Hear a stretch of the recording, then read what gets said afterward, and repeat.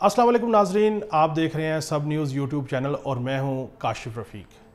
नाजरीन, जैसा कि हमने कल आपसे शेयर किया था कि हम आपके साथ वो स्टोरी बिलखसूस शेयर करेंगे जो कि डॉक्यूमेंटेड एविडेंस के ऊपर बेस कर रही होंगी और बिलखसूस ऐसी स्टोरी जो रवायती मीडिया पे जिनको स्पेस ना मिल सके।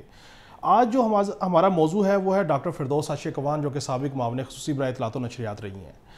नाज़रीन, डॉक्टर फिरदौस आशिक अवान ने जब हल्का का इलेक्शन लड़ा और वो अपना इलेक्शन लूज़ कर गई तो उसके बाद उन्होंने काफ़ी तगदो की, बहुत सारे कॉर्नर्स को कहा और करा के वो हुकूमत में जंप इन कर गई और मामले ख़ुसूसी बराए इत्तलात व नशरियात का ओहदा उन्हें मिल गया। अब जिस वक्त उनको हटाया गया तो उनके हवाले से जो भी खबरें और चैम गोइयाँ थीं और जिनकी उन्होंने तरदीद भी की और उनका कहना था कि उनके ऊपर इल्ज़ामात हैं, बेबुनियाद हैं, ये वो, तो हमने सोचा कि इस चीज़ को देखा जाए कि आया फिरदौस आशिक अवान साहिबा दुरुस्त कह रही हैं या जो इल्ज़ामात लगे हैं, ये इंक्वायरी रिपोर्ट है वो दुरुस्त कह रही है। इस हवाले से हमने अपनी इन्वेस्टिगेशन की और इस इन्वेस्टिगेशन में कुछ हक़ाइक़ ऐसे हैं जो अब तक कहीं पर भी सामने नहीं आए, हम वो हक़ाइक़ भी आपसे शेयर करेंगे। मैं अपनी गुफ्तगू का आगाज़ करने से पहले आपको बताऊँ कि हमने डॉक्टर फिरदौस आशिक अवान साहिबा को राब्ता किया, उन्हें हमने अपने जो सवालनामा वो भी भेजा और हमने कहा कि हमने इसके ऊपर एक स्टोरी करनी है तो आप अपना जो भी वर्जन है दें ताकि हम उसको इसमें शामिल कर सकें। इसी तरह एक और उनके भतीजे हैं असर इजाज़ मलिक जो हैं, इनके हवाले से बताएंगे कि ये क्या करैक्टर है। इनको भी हमने कॉन्टेक्ट किया, इनको भी हमने जो सवालनामा भेजा लेकिन उनकी तरफ से भी कोई रिप्लाई नहीं आया। नाज़रीन, स्टोरी यूँ थी कि डॉक्टर फिरदौस आशिक अवान साहबा जब जुलाई में स्टेप इन करती हैं इन्फॉर्मेशन मिनिस्ट्री में तो उससे पहले फवाद चौधरी साहब जो हैं वो बड़े फ्रंट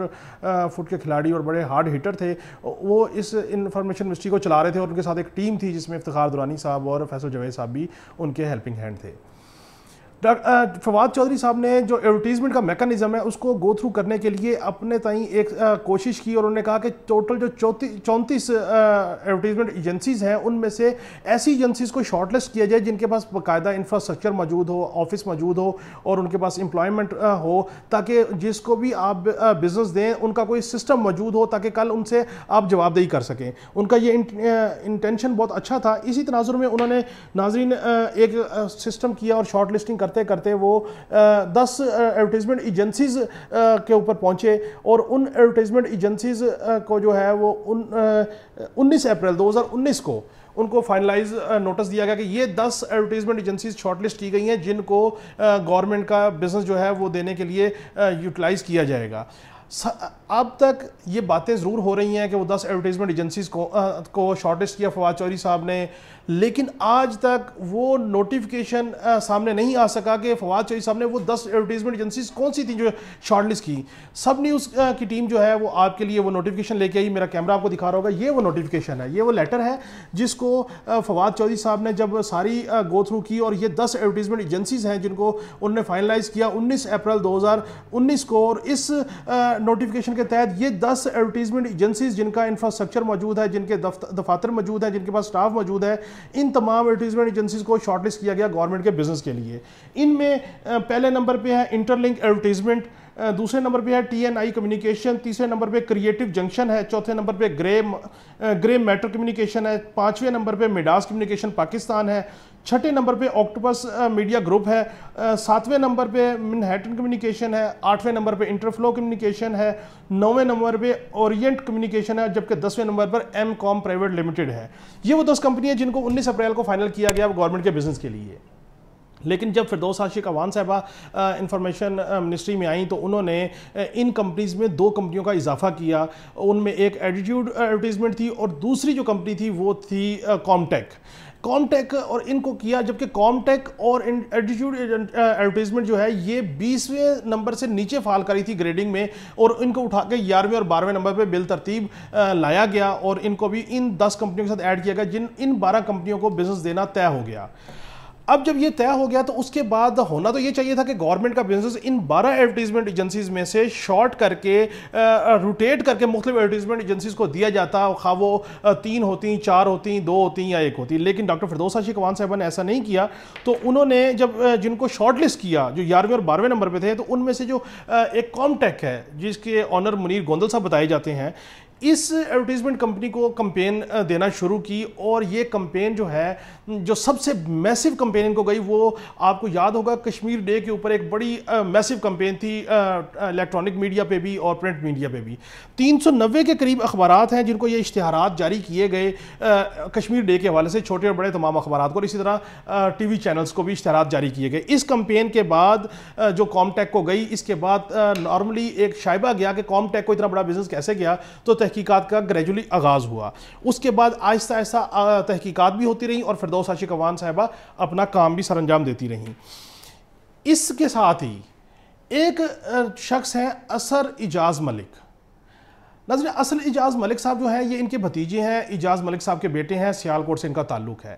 تقریباً کو 5 سے 6 ماہ قبل اثر اعجاز ملک صاحب کو او پی ایف فاؤنڈیشن میں ایز اسسٹنٹ ڈائریکٹر اپوائنٹمنٹ ملتی ہے۔ اچھا، ان کی اپوائنٹمنٹ کا بھی طریقہ کار بڑا عجیب و غریب ہے۔ او پی ایف فاؤنڈیشن نے بذریعہ ٹیسٹنگ سروس کمپنی ایک ہائرنگ کی اور ٹیسٹنگ سروس کمپنی کو ہائر کیا۔ اس ٹیسٹنگ سروس کمپنی نے جو ٹیسٹ لیا، پہلا پرچہ بنایا، تو وہ پرچہ ہارڈ ہونے کی وجہ سے، مشکل ہونے کی وجہ سے، یا کسی بھی اور وجہ سے یہ تمام لوگوں نے اس کا بائیکاٹ کر دیا، اور بائیکاٹ کرنے والوں میں، اس ٹیسٹ کا بائیکاٹ کرنے والوں میں اثر اعجاز ملک صاحب بھی شامل تھے۔ اس کے بعد زلفی بخاری صاحب کے ہی انڈر سپرویژن جو وزارت ہے، اس نے اس ٹیسٹنگ سروس کمپنی کے خلاف انویسٹیگیشن شروع کر دی، اور دوبارہ اسی ٹیسٹ بنایا گیا اور دوبارہ ٹیسٹ لیا گیا، اور اس ٹیسٹ میں اثر اعجاز ملک صاحب کے ہمارے ذرائع کے مطابق کو تقریباً 38 مارکس تھے، اور اس 38 مارکس کے ساتھ باقی جو لوازمات پورے کر کے ان کو اسسٹنٹ ڈائریکٹر کے طور پہ تعینات کر دیا گیا او پی ایف فاؤنڈیشن میں، جو کہ زلفی بخاری صاحب کی انڈر سپرویژن ایک ان کی جو منسٹری کا ایک ادارہ ہے۔ اس حوالے سے ہم نے زلفی بخاری صاحب سے بھی رابطہ کیا کہ آپ بتائیے کہ ایسا کچھ ہوا، تو انہوں نے یہ کہا کہ میں نے ڈائریکٹلی تو کوئی بھرتی نہیں کی، لیکن ایک پروسیجر ہے، عامر شیخ صاحب کوئی ہمارے ایم ڈی ہیں، انہوں نے کوئی انکوائری کی ہوگی ٹیسٹنگ سروس کے حوالے سے، اور ایک پروسیجر ہے ٹیسٹنگ سروس کے حوالے سے، تو اس طریقہ کار کو اڈاپٹ کر کے اگر کوئی اپوائنٹمنٹ ہوئی ہے تو میں کچھ کہہ نہیں سکتا۔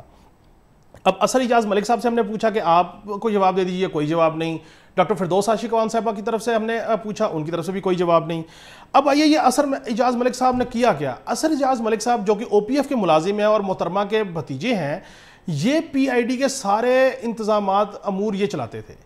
اور یہ وقتاً فوقتاً پی آئی ڈی کے ملازمین اور انفارمیشن کے لوگوں کی شکایات کر کے منسٹر صاحبہ سے ان کی باقاعدہ کلاس اور ڈانٹ ڈپٹ بھی کرواتے تھے۔ اثر اعجاز ملک صاحب جو ہیں، ان کے بارے میں یہ کہا جاتا ہے کہ یہ مبینہ طور پہ ان تمام معاملات کے، اشتہارات کے، چیزوں کو اوورسیز کرتے یا دیکھ بھال کرتے تھے۔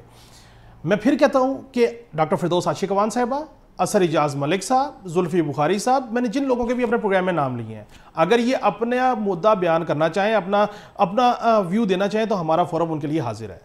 ناظرین، اثر اعجاز ملک صاحب کا تو ابھی تک خیر کسی کو پتہ نہیں تھا، یہ تو ہم آپ کے سامنے لے کے آئے، اس کے علاوہ بھی کچھ لوگ ہیں جو اشتہارات کے معاملات کو دیکھ رہے تھے۔ اب ہوا یہ کہ جس وقت یہ تحقیقات ہوتی چلی گئیں، اور اس دوسری طرف کور کمیٹی کا پریشر عمران خان پہ آنا شروع ہو گیا کہ اس خاتون کو ریپلیس کریں، کیونکہ ان کے آنے سے ہماری بات کوئی نہیں سنتا اور ہمارا نیریٹو اچھا نہیں جاتا، اور لوگ ہماری مذاق اڑاتے ہیں کہ فردوس عاشق اعوان صاحبہ پی ٹی آئی کی ترجمان کیسے بن سکتی ہیں۔ لیکن عمران خان صاحب نے ریزسٹ کیا۔ لیکن جس وقت یہ ایویڈنس ہے کام ٹیک کے، جس وقت یہ معاملہ پتہ لگا کہ اثر اعجاز ملک صاحب بھی کوئی ہیں، تو اس کے بعد عمران خان صاحب نے اس کی غیر محسوس طریقے پہ ایک تحقیقات شروع کی۔ اس تحقیقات کے تناظر میں ڈاکٹر فردوس عاشق اعوان صاحبہ کو ہٹایا گیا۔ لیکن ہٹانے کی سٹوری بڑی دلچسپ ہے کہ ہٹانے کے معاملے پہ ہوا یہ کہ ڈاکٹر صاحبہ اپنے دفتر میں بیٹھے، 3 ساڑھے 3 کا ٹائم تھا، وہ اپنا روٹین کا کام کر رہی تھی کہ انہیں ایک کال وصول ہوتی ہے وزیر اعظم آفس سے، انہوں نے کہا تھا کہ آپ فوری طور پر وزیر اعظم آفس آئیے۔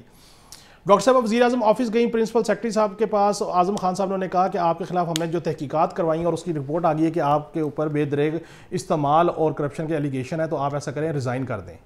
ڈاکٹر صاحبہ نے وہاں پہ ریزائن کرنے سے انکار کر دیا۔ ڈاکٹر صاحبہ نے کہا کہ میں ریزائن نہیں کروں گی، الزامات ہیں، میں اس کا دفاع کروں گی، لیکن میں اس سے پہلے وزیر اعظم سے ملنا چاہوں گی، لیکن میں ریزائن نہیں کروں گی۔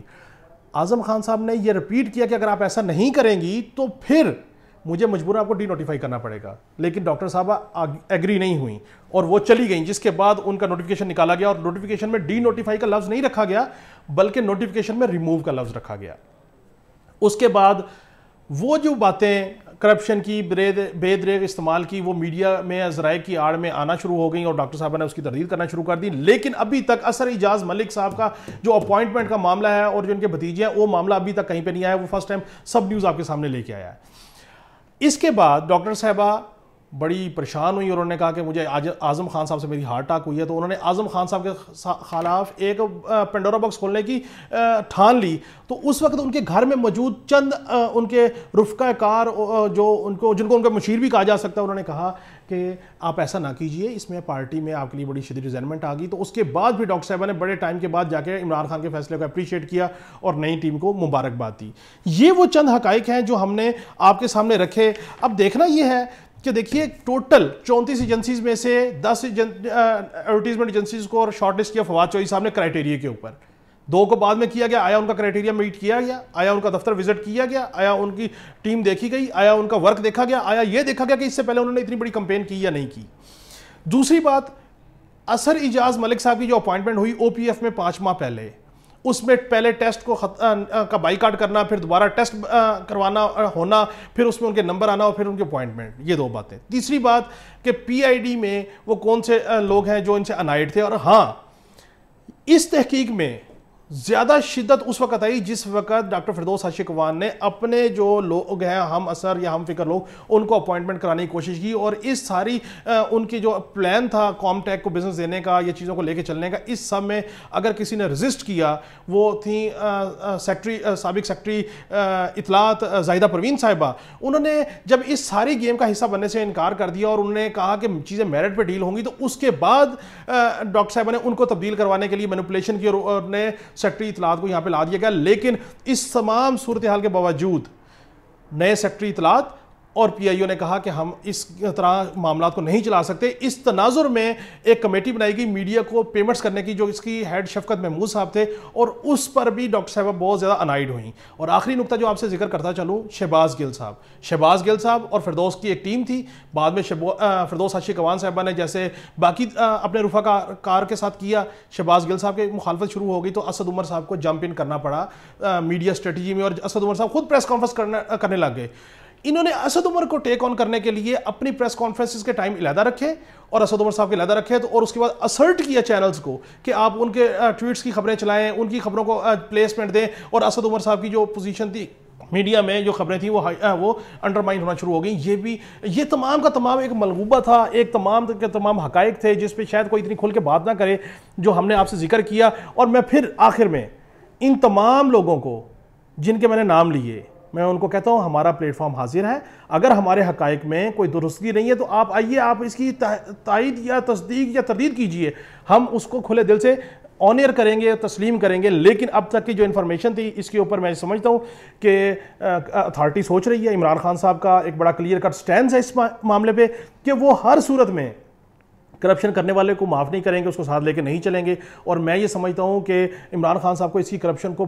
اس معاملے کو پروب کرنا چاہیے, اظہر اجاز ملک صاحب کو بھی دیکھنا چاہیے, اور زلفی بخاری صاحب سے بھی پوچھنا چاہیے کہ آیا آپ نے ٹیسٹ کینسل کیا تو کن وجوہات پہ کیا, دوبارہ ٹیسٹ ہوا تو کون کون لوگ میرٹ پہ آئے اور ان کے کتنے نمبر تھے, آیا دوبارہ ٹیسٹ پہ کوالیفائی کرنے والے میں اظہر اجاز صاحب تھے یا ان کے اوپر بھی ایک پولیٹیکل پریشر ڈال کے ان کو اپوائنٹ کرایا گیا. ناظرین, ہمارے ساتھ جڑے رہیے, ہمارا چینل دیکھتے رہیے, سبسکرائب کرتے رہیے, اپنا فیڈ بیک دیتے رہیے. انشاءاللہ تعالی ہم ہر وہ خبر آپ کے سامنے شیئر کریں گے جو ڈاکومنٹڈ ہوگی, جو ایویڈنس کے ساتھ ہوگی, اور جس میں تمام صحافتی لوازمات کو پورا کیا جاتا ہوگا. اور ہم اپنے جن لوگوں کے خلاف خبر کریں گے ہم ان کو بھی کہیں گے کہ آئیے اپنا ویو پوائنٹ دیجئے.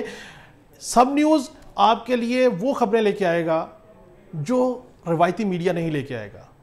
جو وہ کانسپریسیز جو کسی وجہ سے نہیں آ سکیں گی. لیکن ہم انشاءاللہ تعالیٰ اپنے تائیں جو ہمیں اللہ نے استطاعت دی ہے, ہم اللہ کے فضل و کرم سے آپ کے سامنے اپنے